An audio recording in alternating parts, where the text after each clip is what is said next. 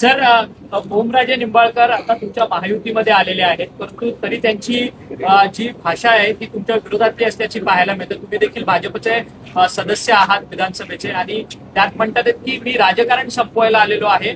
खरं तर महायुतीमध्ये येऊन तुम्ही मित्र होणार अशी अपेक्षा होती, परंतु राजकीय विरोध कायम ठेवणार.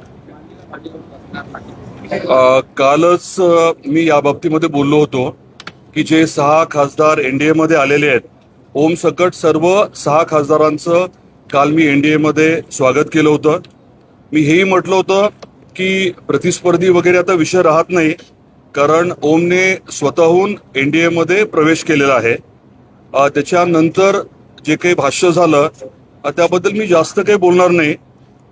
योग्य वेळेस मला जेव्हा वाटेल तेव्हा मात्र नक्की बोलेन. त्याचबरोबरीने असंही आज कुणीतरी खोडसळपणे पसरवलं की आदरणीय डॉक्टर पद्मसिंह पाटील साहेबांचा काहीतरी नागरी सत्कार होणार आहे. ही बातमी अतिशय चुकीची आहे. आदरणीय डॉक्टर साहेब आता त्या परिस्थितीमध्ये नाही आहेत की ते उभं सुद्धा राहू शकतात. दुर्दैवाने हे सगळं जे घडलं ते आपल्या सर्वांना माहिती आहे आणि न्यायालयाच्या निकालातून अनेक गोष्टी स्पष्ट झालेल्या आहेत.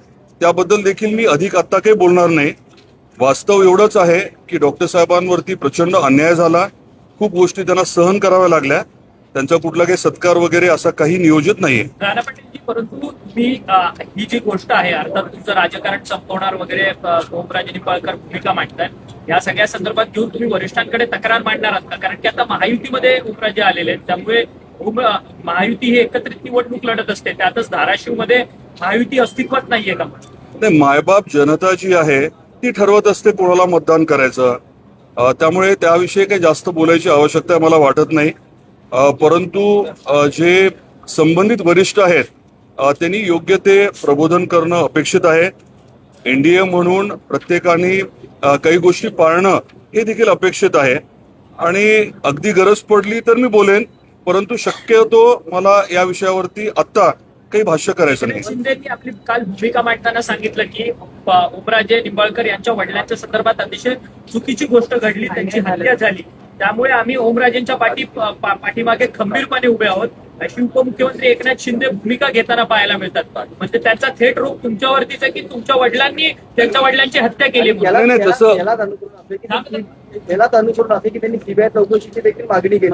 नाही, एक गोष्ट म्हणजे शिंदे साहेबांना जर काही वाटत असेल तर ते नेते आहेत, ते कधी माझ्याशी बोलू शकतात, स्पष्टपणे समोरासमोर त्यांच्यावर चर्चा होऊ शकते. दुसरा विषय आहे तो सीबीआयने हायकोर्टात जाण्याचा. ही साधारण प्रोसिजरल बाब आहे. अशा खटल्यांमध्ये जेव्हा केव्हा निकाल होतो ट्रायल कोर्टाचा, त्याच्यानंतर कुठली तरी बाजू जी आहे ती हायकोर्टामध्ये जातच असते. एक तर प्रॉसिक्युशन जाते किंवा डिफेन्स जाते. हा विषय जो आहे